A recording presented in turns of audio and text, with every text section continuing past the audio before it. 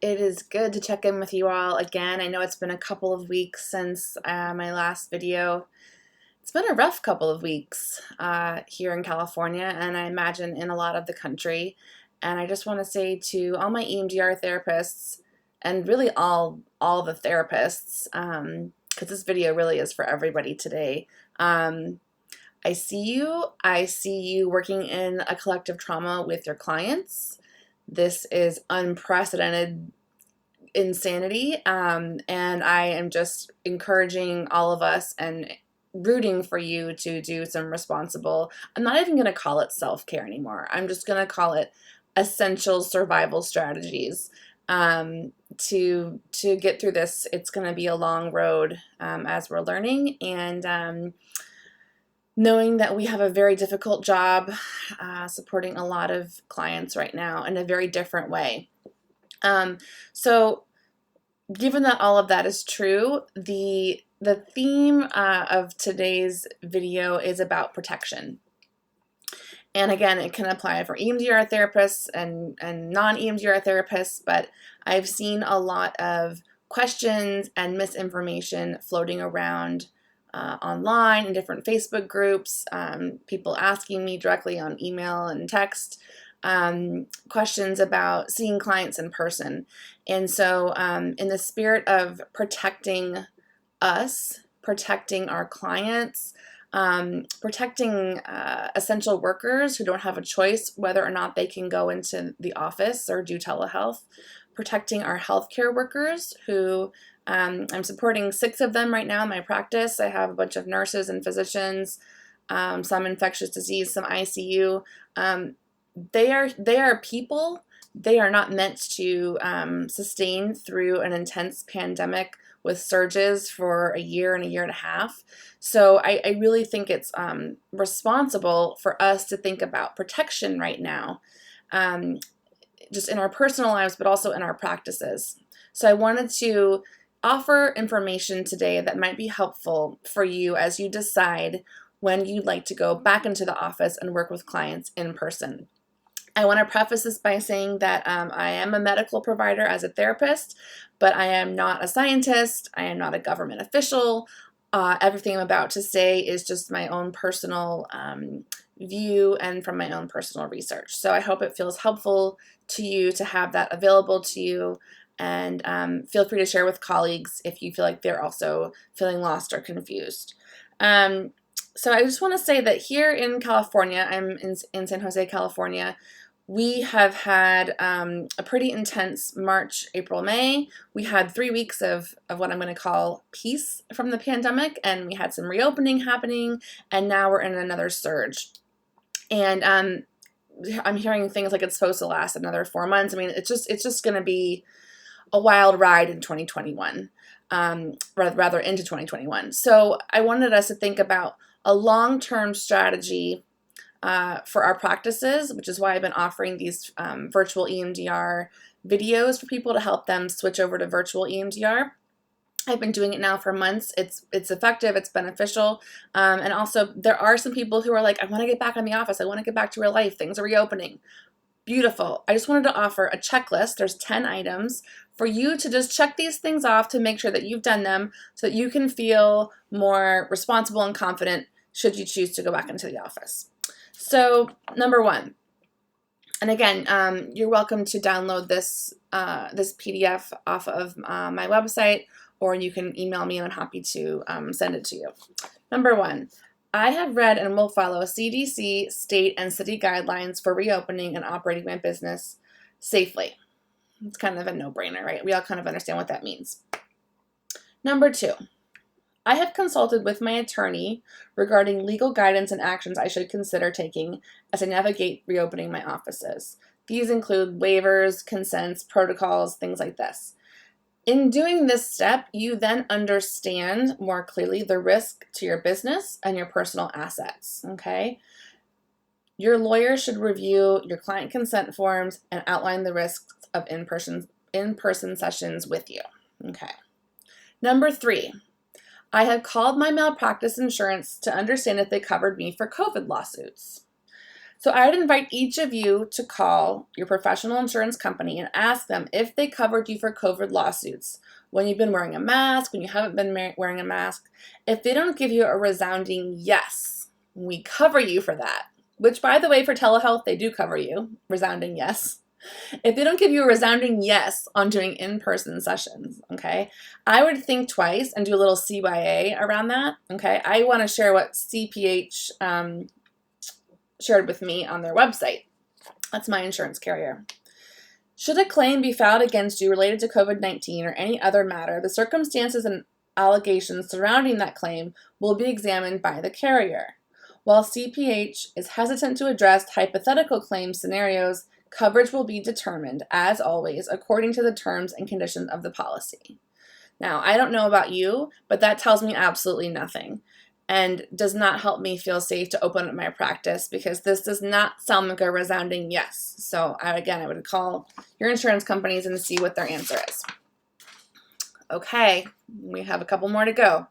Number 4, I have consulted with my professional association. So in California here we have CAMFT, and on the CAMFT website it clearly states in their reopening business practices and guidelines, it clearly states that CAMFT recommends seeing patients via telehealth unless the patient is not clinically appropriate for telehealth services, okay? So I would want us to think this through. Some people don't have internet or phone. They can't do telehealth, okay? So this would apply to some people that have certain diagnoses, certain limitations in terms of resources, things like that. Not clinically appropriate does not mean my client prefers to come into session, because if there was any kind of a COVID lawsuit of any kind, whether or not it could stand up in court, you still have to go through it and get a lawyer and all that. You want to make sure that you have a strong clinical reason, which is different than a preference, whether it's yours or the client's, a strong clinical reason why telehealth was not appropriate for this client, okay? So number 5, that leads us to number 5. So given CAMF's recommendations, I have appropriately assessed why clients need to see me in person. Again, weighing, is it a personal preference or actual clinical reason? And I have assessed that the client's need is greater than the risk of spreading COVID to others in the community, especially considering any healthcare workers that are currently overwhelmed by COVID in my area, okay? Again, this is about protection, about protecting us, protecting our clients, protecting healthcare workers, protecting essential workers, all of the people that we need to keep society functioning. We need to protect all of them as we make these choices, because this is happening with a community spread right now, okay? Number 6, I understand how COVID spreads, and I am prepared to require 2 things. Both me and my client will wear an N95 or surgical face mask during session. There is mixed data right now about whether or not cloth masks prevent the spread of COVID inside over 15 minutes of time with air filtering in the room. Number 2, and part B of that, 6B, I will use hospital grade filters for the HVAC if I'm sharing office space with other people. So lots of us have suites of our therapy offices, and so all of this HVAC, all of the air is circulating between my therapist next door office and my office, right? So thinking about what filters do I have in place to ensure that they're being filtered out any kind of germs or things like that. Number 7, I understand the effectiveness of masks when more than 6 feet apart indoors. So I would just encourage you, again, I'm not a scientist, but I would encourage you to use Google, figure out how effective is just a regular mask in session, indoors. Number 8, I understand the difference between symptomatic and asymptomatic transmission, okay? So some places of business are requiring taking temperatures at the door, or some people are asking their clients to take their temperatures before they come in. Lots of this spread is asymptomatic, meaning that lots of us have COVID, don't know we have COVID, but are transmitting it, okay? So I want you to think about what taking a temperature means or doesn't mean, okay? If someone doesn't have a fever, it does not mean that they aren't, asymptomatically spreading COVID in your office. Number 9, I have discussed the following with my clients who want to come in. Number 9 is so important, you guys. I really want to slow this down and have you really soak in number 9, okay? I have discussed the following with my clients who want to come in and see me in person. A, I've discussed the plan that I have created for if they get a positive COVID test and have exposed me, okay? I've discussed with my clients who want to come in the plan for if I get a positive COVID test and have exposed all of my clients in session. I've also discussed with my clients my plan for when I'm contacted by a contact tracer and I have to break client confidentiality with all of the clients in my practice who see me in person. Okay, so what does this mean? So let's do a scenario. Let's imagine you have a client who comes in, may see you for a couple of weeks, and there's no fever and there's no symptoms and we have masks on, everything's great. Now let's say that this client has a positive COVID test, okay? Contact tracers will work to make sure everyone in their family, whoever's in their sheltered in place bubble, will get a COVID test, okay?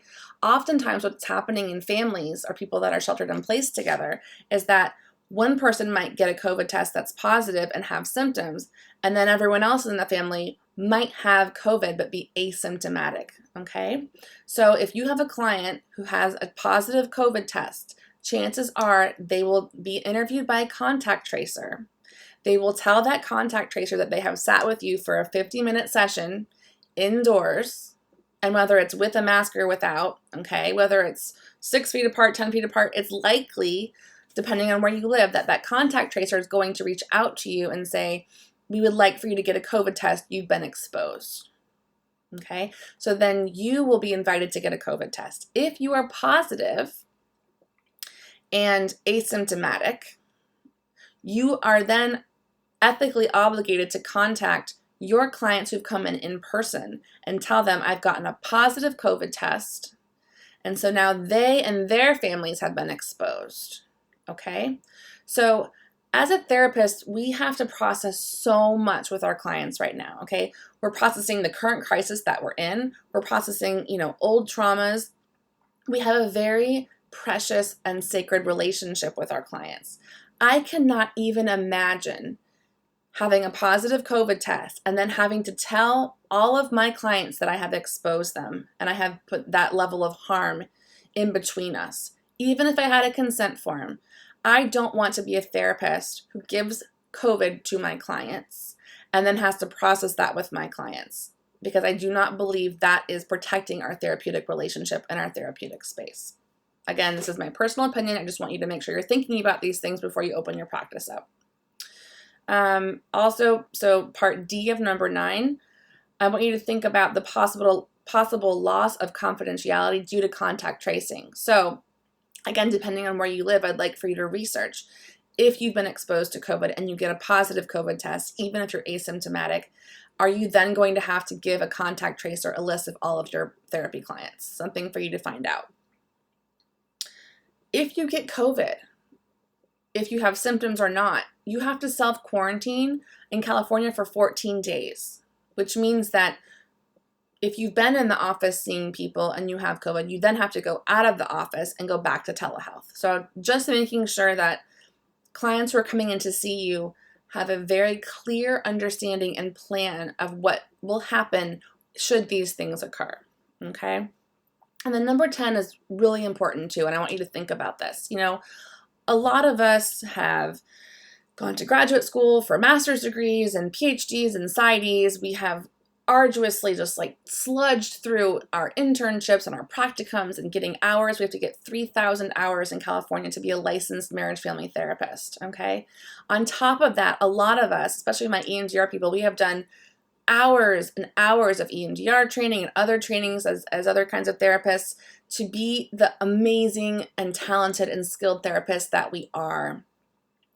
I could not imagine having done all of that work for the last 8 to 9 years and have a COVID epicenter happening in my practice, because I will tell you, I live in San Jose. It's a pretty big place. But in our communities, word of mouth travels very quickly, okay? I don't know how people are going to recover in terms of not just the legal, financial, and health risks, but just in terms of basic marketing and PR. I don't know how you rebrand yourself after a COVID explosion happens in your practice. Okay, so I want you to think about, if that happens in my practice, and that is, public knowledge and word of mouth travels very, very fast and is very, very powerful. I want you to think about, am I comfortable with that happening in my practice? And am I comfortable with that going out into the community as part of my branding? And do I have a plan to make sure that that brand and that marketing doesn't stay with me throughout my entire career? Because what's true is the pandemic will end, okay? Eventually this pandemic will end. I don't know exactly when, but it will not last forever, right?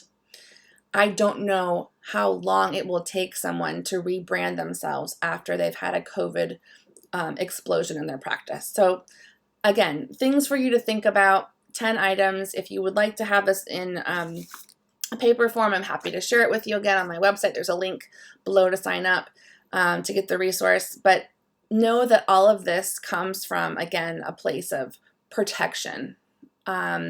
Not just for the healthcare workers that I support that are incredibly overwhelmed and exhausted and traumatized.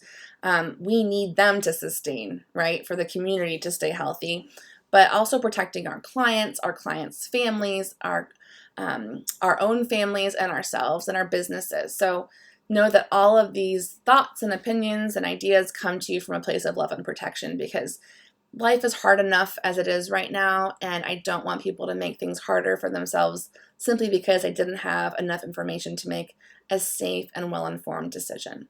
So I hope this felt helpful. I know it wasn't EMDR focused, but I feel like this is so relevant right now and so confusing for our community. So feel free to share with whoever needs to hear it, whoever feels unclear.